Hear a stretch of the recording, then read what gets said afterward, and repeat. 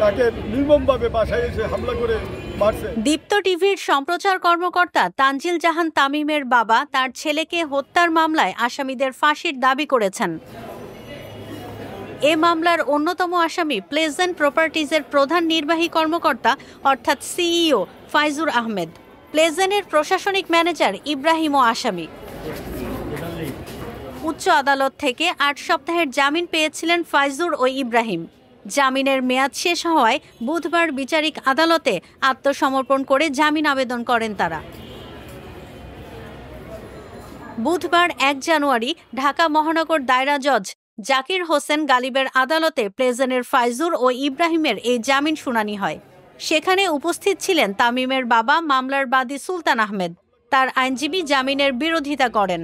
আদালত এই আসামি দ্বয় উচ্চ আদালত থেকে আগাম জামিনে ছিলেন।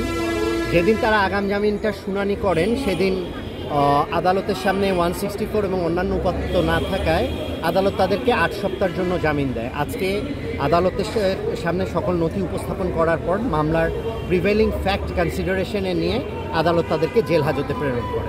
কান্নায় ভেঙে পড়ে আদালতে তামিমের বাবা বলেন, আমি আমার সন্তানকে রক্ষা করতে পারিনি।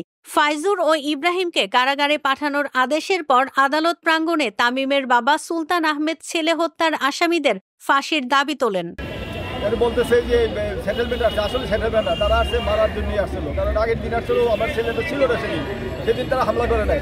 পরের দিন যে আমার ছোট ছেলেটা গেছে তখনই ওরা হামলা করছে। আমাকে আটকায় রাখছে, আমার বড় ছেলেটাকে আটকায় রাখছে যাতে আমরা ওরা রক্ষা করতে না পারি।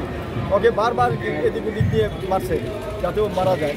আমার নিচে এসে আমার মাকে বলতেছে, মা আমার অনেক মারছে,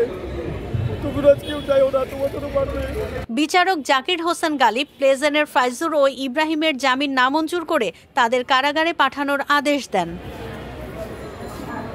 প্লেজেন্ট প্রপার্টিজ তামিমের বাবার কাছ থেকে জমি নিয়ে ভবন বানিয়ে চুক্তি অনুযায়ী ফ্ল্যাট না দেওয়ায় দ্বন্দ্বের জেরে ১০ অক্টোবর ওই ভবনে হামলায় মারা যান দীপ্ত টিভির সম্প্রচার কর্মকর্তা তামিম।